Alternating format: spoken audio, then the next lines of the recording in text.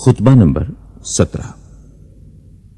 امیر المومنین حضرت علی علیہ السلام اپنے اس خطبے میں ارشاد فرماتے ہیں، یہ خطبہ اس مقام پر دیا گیا جب مدینے میں آپ کی بیعت ہوئی۔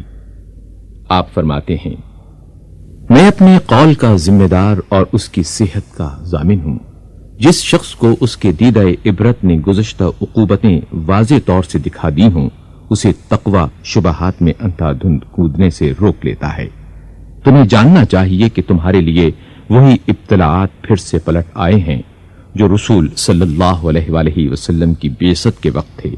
اس ذات کی قسم جس نے رسول صلی اللہ علیہ وآلہ وسلم کو حق و صداقت کے ساتھ بھیجا، تم بری طرح تہو بالا کیے جاؤ گے اور اس طرح چھانٹے جاؤ گے جس طرح چھلنی سے کسی چیز کو چھانا جاتا ہے، اور اس طرح خلط ملط کیے جاؤ گے جس طرح چمچے سے ہنڈیا، یہاں تک کہ تمہارے ادنا اعلیٰ اور اعلیٰ ادنا ہو جائیں گے۔ جو پیچھے تھے آگے بڑھ جائیں گے اور جو ہمیشہ آگے رہتے تھے وہ پیچھے چلے جائیں گے۔ خدا کی قسم میں نے کوئی بات پردے میں نہیں رکھی، نہ کبھی کذب بیانی سے کام دیا۔ مجھے اس مقام اور اس دن کی پہلے ہی سے خبر دی جا چکی ہے۔ معلوم ہونا چاہیے کہ گناہ ان سرکش گھوڑوں کے مانند ہیں جن پر ان کے سواروں کو سوار کر دیا گیا ہو اور باگیں بھی ان کی اتار دی گئی ہوں اور وہ لے جا کر انہیں دوزخ میں پھاند پڑیں، اور تقوی رام کی ہوئی سواریوں کے مانند ہے جن پر ان کے سواروں کو سوار کیا گیا ہو، اس طرح کے باگیں ان کے ہاتھ میں دے دی گئی ہوں اور وہ انہیں با اطمینان لے جا کر جنت میں اتار دیں۔ ایک حق ہوتا ہے اور ایک باطل، اور کچھ حق والے ہوتے ہیں کچھ باطل والے۔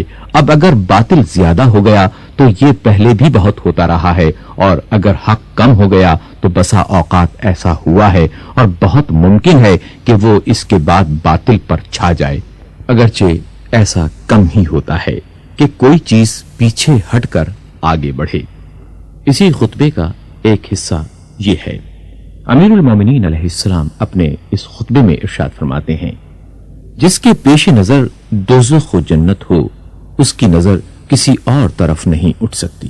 جو تیز قدم دوڑنے والا ہے اور نجات یافتہ ہے، اور جو طلبگار ہو مگر سست رفتار، اسے بھی توقع ہو سکتی ہے، مگر جو ارادتاً کوتاہی کرنے والا ہو اسے تو دوزخ ہی میں گرنا ہے۔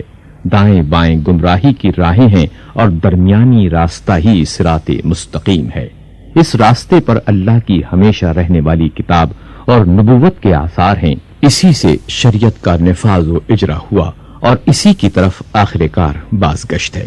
جس نے غلط ادا کیا وہ تباہ و برباد ہوا، اور جس نے افطرا باندھا وہ ناکام و نامراد رہا۔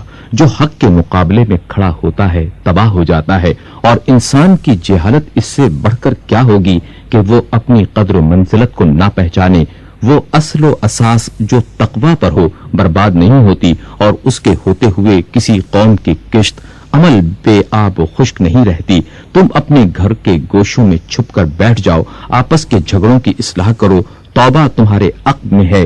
حمد کرنے والا صرف اپنے پروردگار کی حمد کرے، اور بھلا برا کہنے والا اپنے ہی نفس کی ملامت کرے۔